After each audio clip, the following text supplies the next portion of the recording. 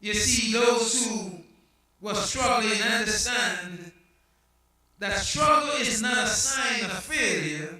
Struggle is a sign of endurance.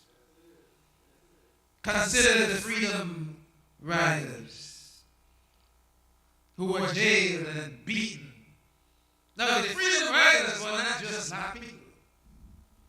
The freedom riders were white and black. I believe if my information is correct, there were 7 blacks and 6 whites. Who were the freedom riders, fighting for black rights, fighting for equality. Yes. And so to understand that the suffering and the struggle was real and that we need each other to get through the struggle. Sometimes we treat it as if it's just a black thing or a white issue. Togetherness is important for deliverance and for success. Dr. Martin Luther King once echoed that same conviction when he declared, "Unearned suffering is redemptive." I had to wrap my head around that one for it. You see, sometimes we place ourselves in places where we struggle. There are times when we may bring struggle on ourselves. But there are times when we may struggle because of the circumstances around us. We didn't put ourselves there. We were placed there either by institution, organization, or by something else.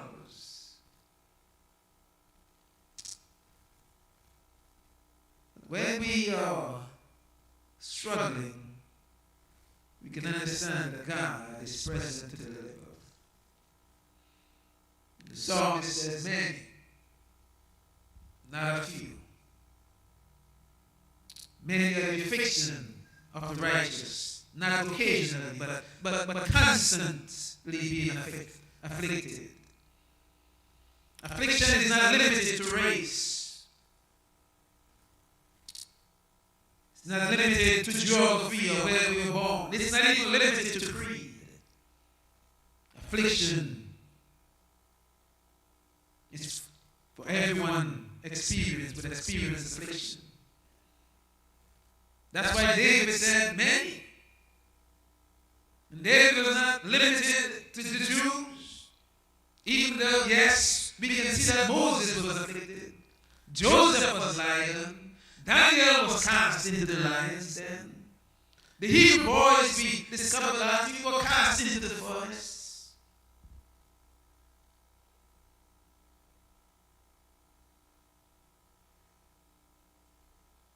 But everyone, if you live long enough, would experience some sort of affliction.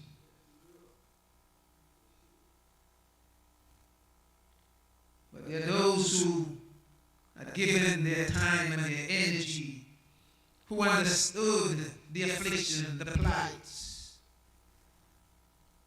And as Harriet Tubman would later testify to that same God who delivered, always delivering, who delivers from brutality, from pain, and from suffering. When she said, "I always told God, I am going to hold on steady on you, and you have got to see me through." See, it doesn't matter what the struggle is, we must hold on to God's unchanging hands.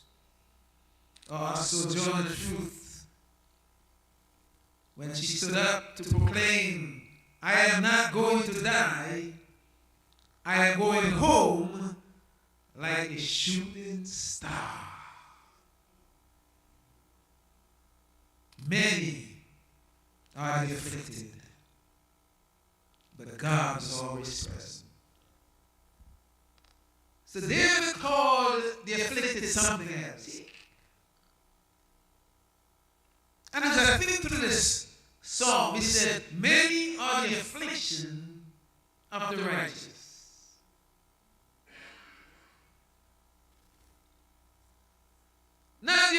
affliction of the defeated, but the righteous. Not the affliction of those who are destroyed. The affliction of the righteous. You see, our suffering did not revoke our standing with God.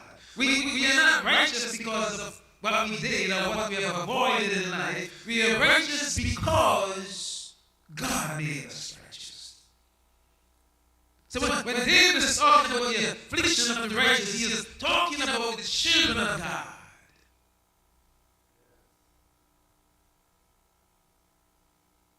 David didn't say the affliction of the wicked, but the righteous. So in other words, you don't have to be doing something wrong to experience affliction. Experiencing trouble doesn't mean God is not with you. So our ancestors, the folks who had the black experience, did not experience that suffering because God was not with them. God was there all the time. Even though others might try to dehumanize, God was referring to them as his children.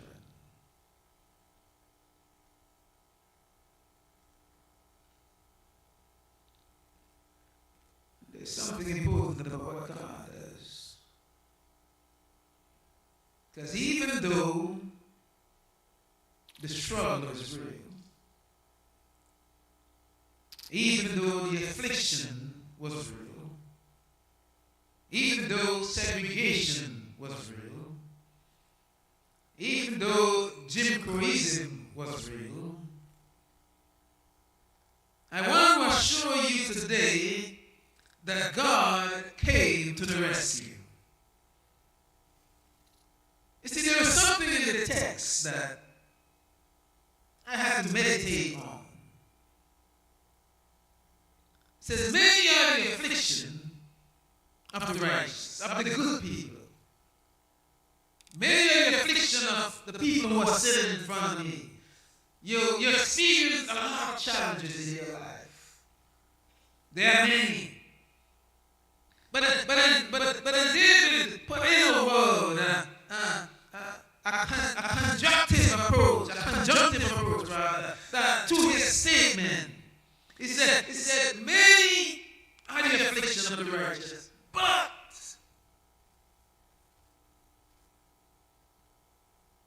somebody said but today. But the Lord delivered how many? The Lord delivered how many? Them all. Oh, yes. Not some, not most. The Lord delivered them all. As Martin Luther King, that the King would say, that sometimes we have to have patience to experience the deliverance. It may not come right away, but there is this famous statement that is used all the time, and you hear it all the time, especially in Black History Month. It says the arc of the moral universe is long. Oh, yes. But it bends towards what? Justice.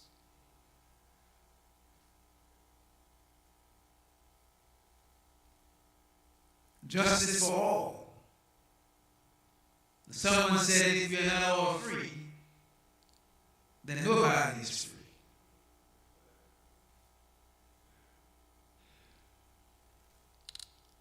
You know, the struggle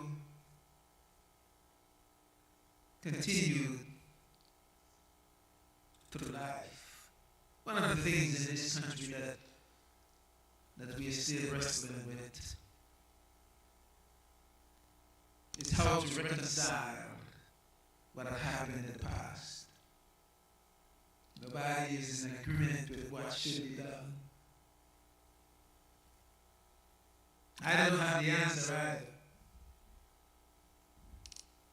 I don't think we should forget, but that doesn't mean we have to dwell in the past. I don't think we should erase history. We should always remember history, but we don't have to dwell or live that again or bring it back.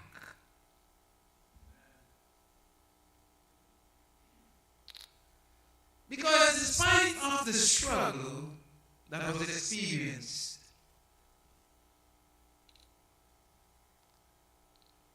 we see resilience. When the black church was created or formed up, it's organic. It was a place where people would find refuge and comfort. It's a place where they learned to read and to worship and to express their experience. It gave them strength to carry on. And even though the system was bruising, even though the system crushed, we can all declare that we were not broken, because God delivered. But that's our story. But that's not the most important story. Because like my friend Cole, when he was writing and he was making the argument, I think I alluded to him in the past, and he was talking about the struggle. And in his book, The God of the Oppressed, in some places he argued that Jesus is black.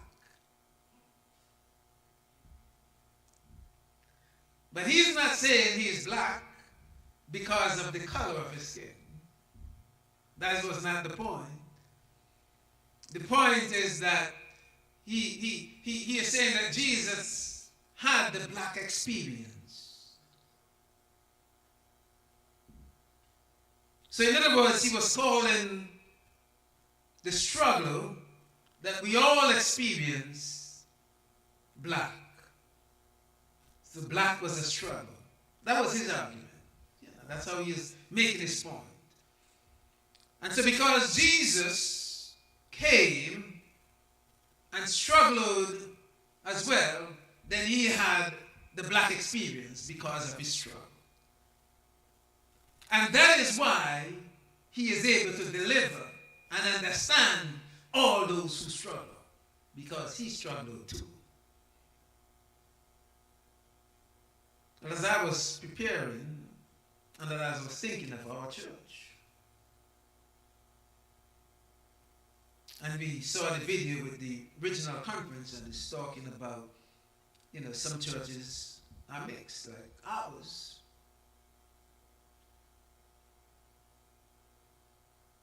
And this is a Southeastern Conference church, which is the original conference church.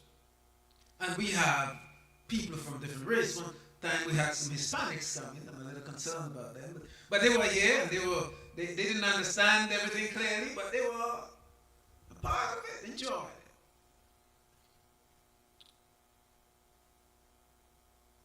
So as I was thinking through the process of where we are and who we are as a church here at Citra, and then I was thinking about the black experience, and I was thinking about the freedom fighters. And as I was also thinking of many others who helped the blacks to get through the struggle, I was thinking about the many whites who sacrificed, who gave, who marched.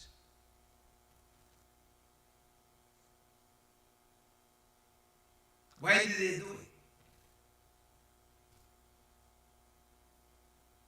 Because they were part of the black experience. They were experiencing the struggle with the blacks.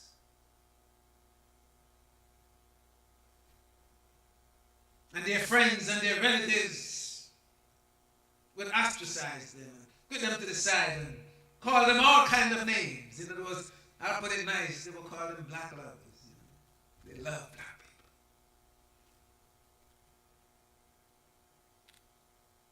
But they did it because they were experiencing the struggle. So in order to help somebody through something, you tend to have to experience it yourself.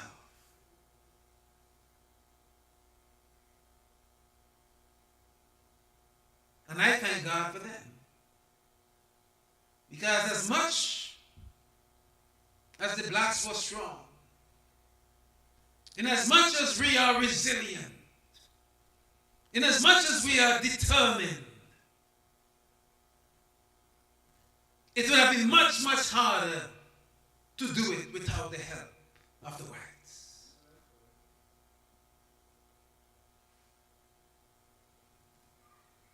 And so we need each other. We need to experience the struggle together. Because as Cohen would say, you are having the experience yourself. You struggle too. Everybody struggles. We have pain. Everybody's got pain. We've been down and we've been disappointed. And if you are not struggling or marginalized, you know somebody who you like. Somebody you're acquainted with. Many of you here are not worried about deportation or ICE or any of those things, but you know somebody. You are probably worried about somebody. You probably wonder, where is that somebody?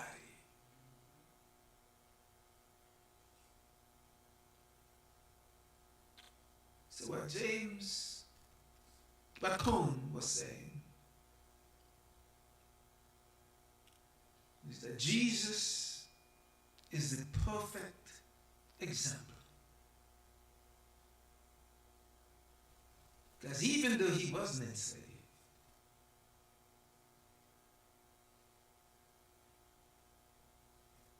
he was there on the plantation. He had the experience.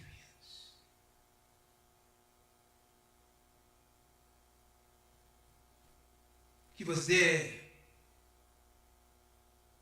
in our struggle and your struggle.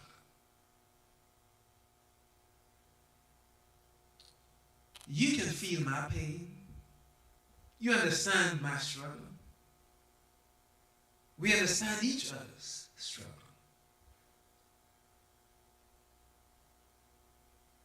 And you walk it. Jesus walked it.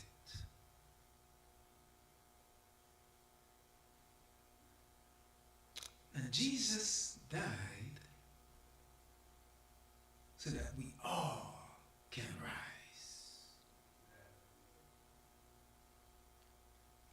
Not only can we rise from affliction, we can rise from prejudice. We can rise from hate.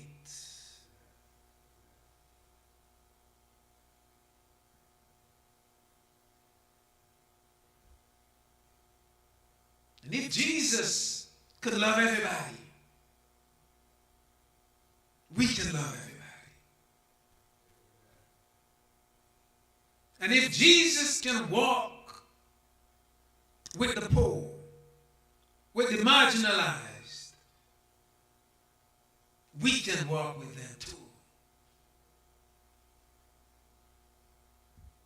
And if Jesus gave up something to help somebody, to help us all, if he gave up the throne, if he was able to step down from the throne to help somebody, times we have to get off our thrones to help somebody. So my call for us, don't get weary of being in this struggle with those who are struggling. Because my fight is your fight. And your fight is my fight. Your struggle is my struggle. And as a church, we struggle together. And we'll overcome together. Because Jesus overcame, and we shall overcome. You might be feeling the squeeze right now. You might be worried about somebody you know right now. And that's good. But I want to assure you that Jesus would give us the strength to get through this. We might be pressed on every side. We might feel cast down.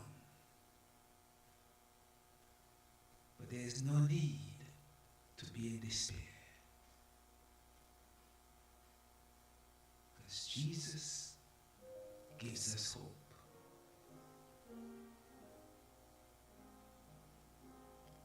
I want to challenge us this week.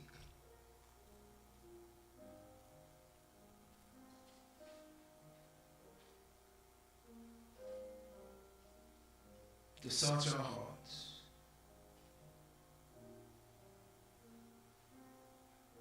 And see where we are.